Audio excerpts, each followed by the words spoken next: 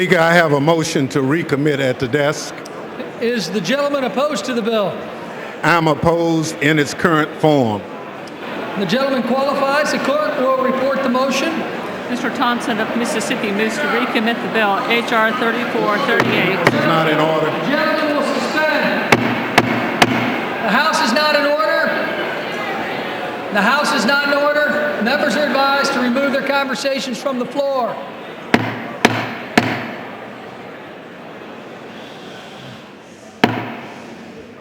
The gentleman from Mississippi may resume. The clerk will read. Mr. Thompson of Mississippi moves to recommit the bill, H.R. 3438, to the Committee on the Judiciary with instructions to report the same back to the House forthwith with the following amendment. Page 3, line 21, insert after rule the following, except as provided in subsection C. Page 5, insert after of any rule on line 4 the following, C. Exception for rules to decrease the vulnerability of the public to the terrorist attack. The provisions of subsection B do not apply in the case of a rule that pertains to protecting the nation against security threats. Gentleman from Mississippi is recognized for 5 minutes. Thank you, Mr. Speaker. Mr. Speaker, this is the final amendment to the bill, which will not kill the bill or send it back to the committee. If adopted, the bill will immediately proceed to final passage as amended. Mr. Speaker, the House is not in order. Gentleman is correct. The House is not in order. Gentleman may resume. Thank you, Mr. Speaker.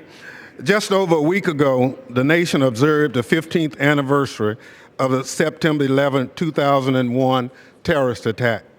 On that day, terror and hate not only took the lives of 3,000 innocent people, but also inflicted 3.3 trillion in economic damage to our nation. In response to this unprecedented attack on U.S. soil, the Department of Homeland Security was established. To be successful, DHS must work with state, local, and private sector partners. Many of DHS's programs are voluntary, but in some areas where the threats are high and voluntary measures are inadequate, DHS utilizes federal rulemaking. As we saw last weekend in Minnesota, New York, and New Jersey, the threat picture is constantly evolving. Gentleman will suspend. Once again, the House is not in order. Members are advised to remove their conversations from the floor.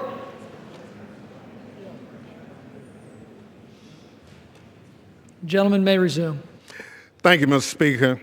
Mr. Speaker, today the threat of individuals acting alone, inspired online by foreign and domestic terrorist groups, is arguably one of the greatest homeland security challenges we face. Our government needs to be able to respond to evolving threats like the lone wolf threat. I'm alarmed to see that under this bill, critical action by the Department of Homeland Security could be indefinitely hamstrung or protracted, possibly frivolous legal challenges moved through the courts.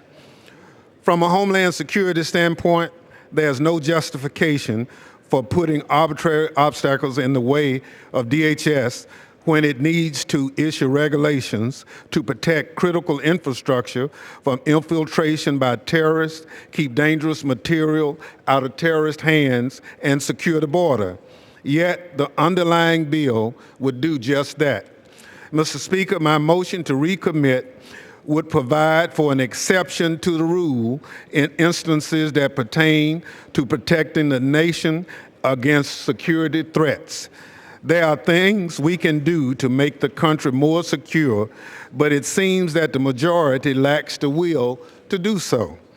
Earlier today, Democrats tried to get legislation to bar individuals on the no-fly terrorist watch list from buying guns considered.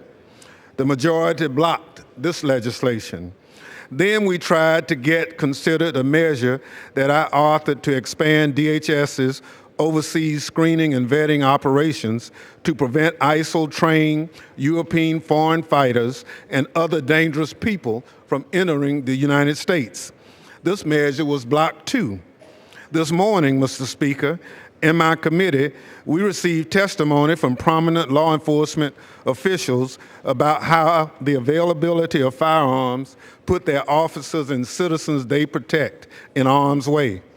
In fact, Mr. Speaker, the Austin, Texas police chief testified that police chiefs are haunted by the threat posed by the widespread availability of firearms in our country, which makes it possible for potentially dangerous persons to legally acquire weapons to cause mayhem and colossal casualties.